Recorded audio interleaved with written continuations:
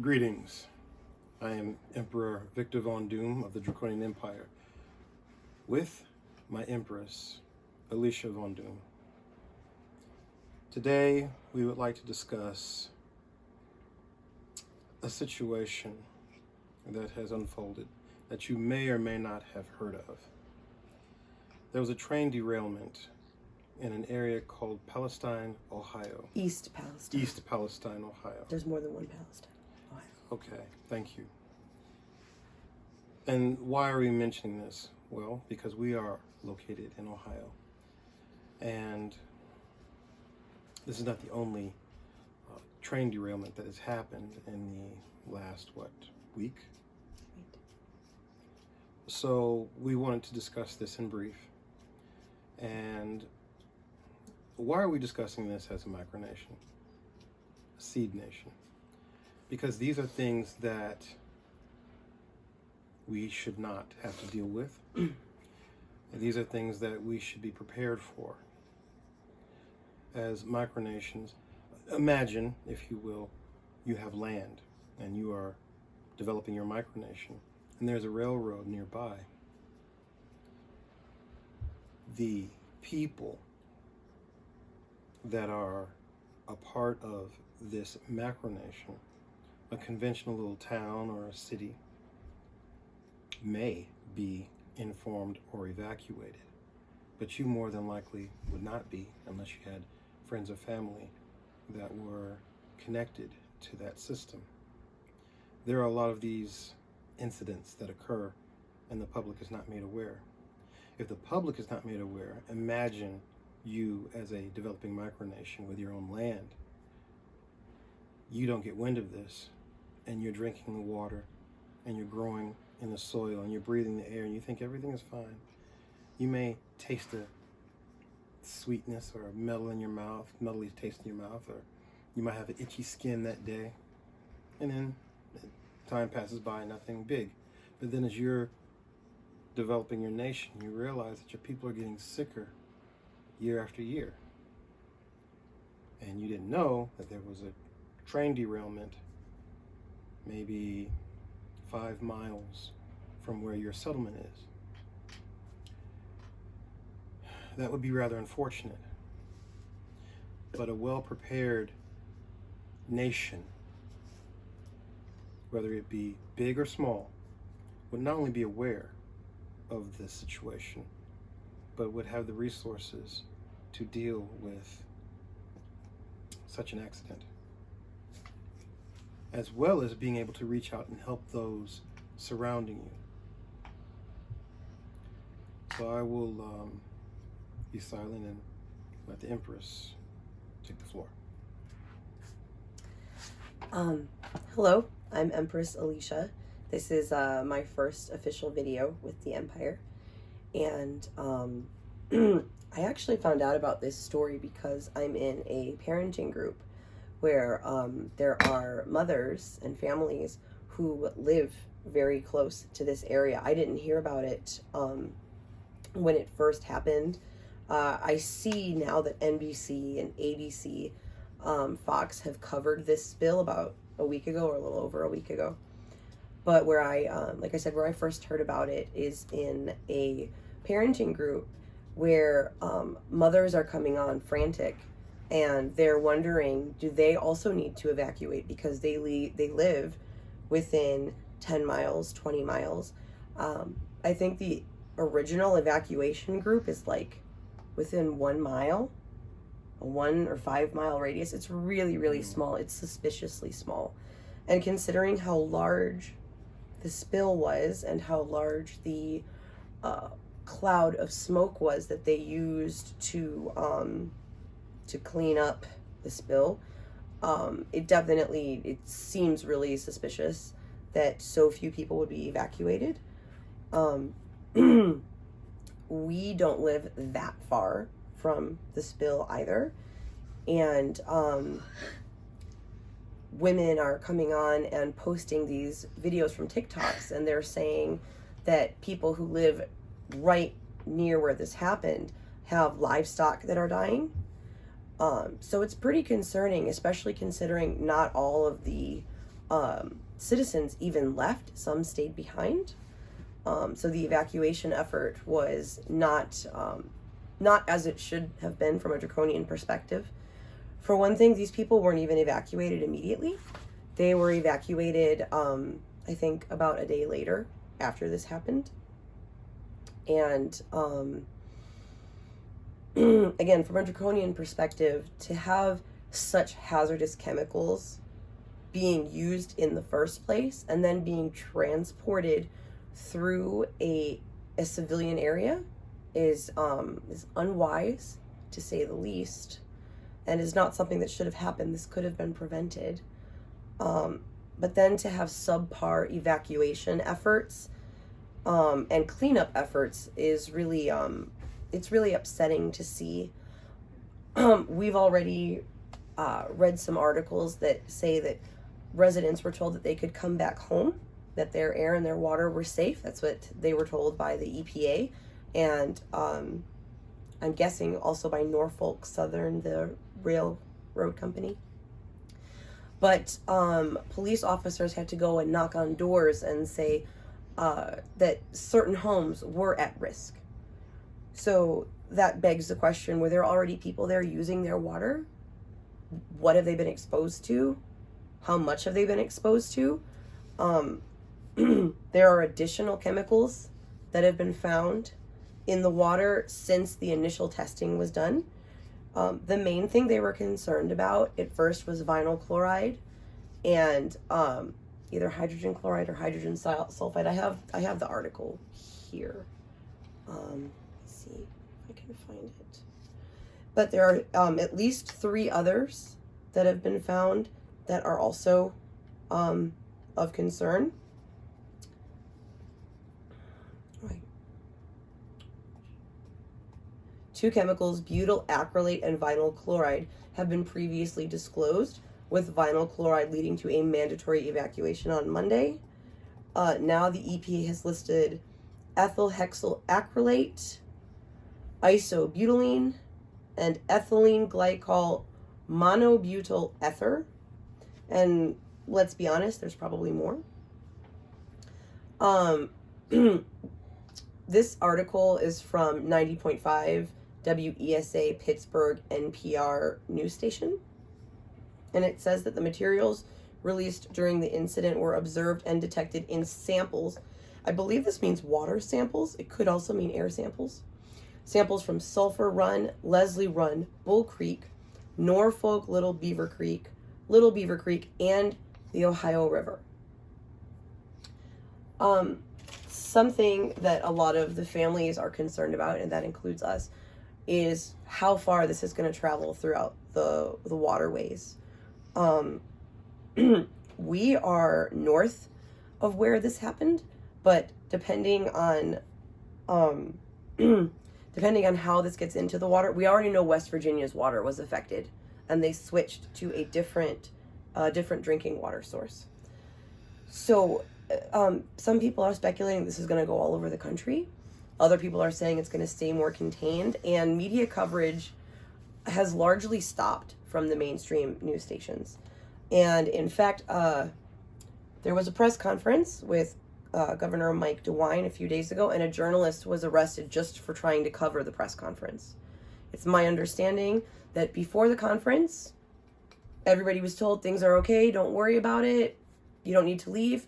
And 4 hours later, they were being told there was an environmental disaster and they needed to evacuate. This seems like so many other environmental disasters that have happened here in North America, with big oil spills and Flint, Michigan, Erin Brockovich, the city Erin Brockovich was in. Where was she? Do you remember? No, I don't. No? Okay. So a lot of people are saying, wow, this kind of feels like, an Erin Brockovich case. And I'm inclined to agree. There's already things that aren't adding up. And there's a lot of things that I could say, but I'll end with the thought that one of the reasons that we are forming a micronation is the hopes that when things like this happen, that we are better prepared to either deal with a disaster like this entirely ourselves with other micronations, or that we're prepared to work side by side with companies such as the EPA or the Ohio Sierra Club, who I suspected would be doing water sample testing, but I haven't read anything about that currently. And other watershed projects that tend to run through universities and organizations that Emperor Von Doom has been a part of. Further north of there, I'm assuming they have things like that down there as well. I don't know what college would be closest to that area, but usually ecology students or botany students or other natural science students, can get access to testing supplies for areas like this. So, our focus is how can we be prepared for things like this in the future? If we can't help them now, and if it were us, if we wouldn't be able to help ourselves now, what technology can we develop to be able to handle a situation like this? Or even better, what can we do to prevent situations like this from happening in the first place? Because this didn't have to happen, and most of these awful environmental disasters were entirely preventable. They've happened because humans were careless and profit driven. And that may have been the way of the past. It doesn't need to be the way of the future. Yeah, just to add to what you were saying, railways it's an old technology. It was a rather efficient technology. It revolutionized travel. It revolutionized industry. The ability to ship massive amounts of material from one side of the country to the other. It was wonderful for those in power and for those who benefited by the innovations from you're being able to get things that were mined on the East Coast to the West Coast, and factories to smelt these materials and all this wonderful thing.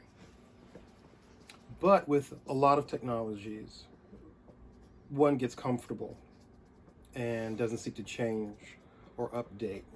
And then you have situations like this. Now, this may not have been the result of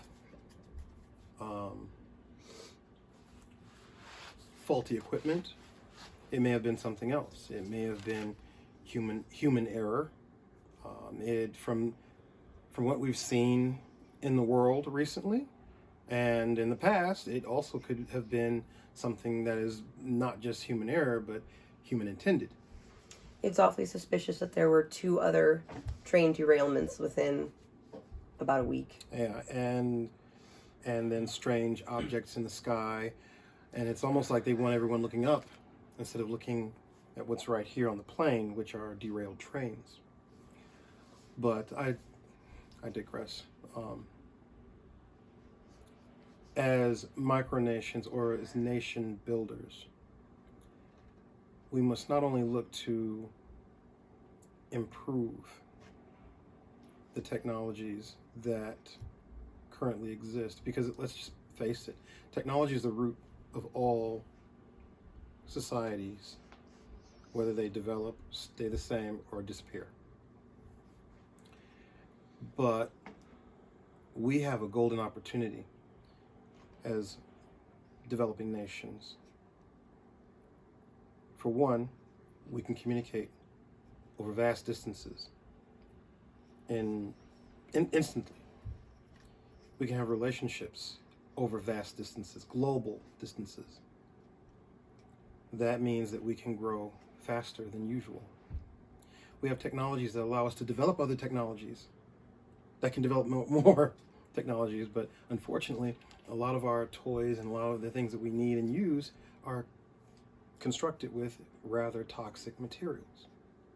So the real innovation here is being able to come up with advanced technology that is simple and holistic,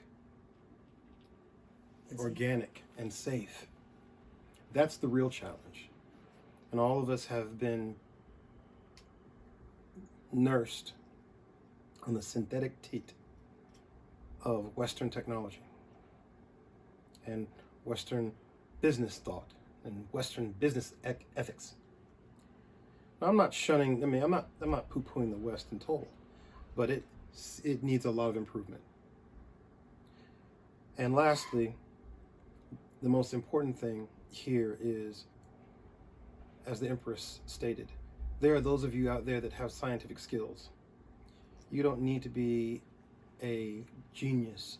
You just need to be someone who cares about the environment, who can run tests, who can do examinations, who can run water, air, and soil tests. We need environmental protection agents of all of you. Not just those who, I'm not speaking to developing nations. I'm not speaking to micronations. I'm not speaking to just us. I'm speaking to everyone out there. Because this affects everyone. It affects everyone. So if you have any skills, even if you are interested in science, interested in farming, ecology, or any of those kind of things, or even chemistry,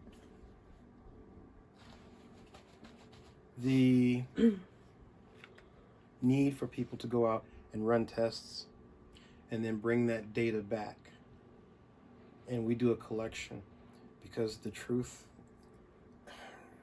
is that the ones who claim to be the authority are not always truthful. And authority does not mean that you are that you have the empirical evidence that you are right, that you are Moral. None of that. You're just the authority. And then people look at the authority and say, authority, I listen. No. That kind of listening is for child and parent relationship. And I'm betting good money that anyone watching this is not a child. You are a free moral agent, conscious, thinking being. And if anyone came to your home and poured chemicals or human waste into your water or into your food, that you would appropriately smash them in the face.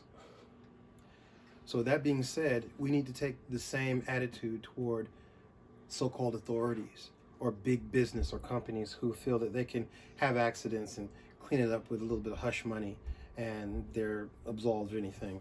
Or companies that say, well, we're protected, so you take whatever we give you and you like it. No. They must be held to the same responsibility and standard as individuals are. And with that being said, think about it, and good night.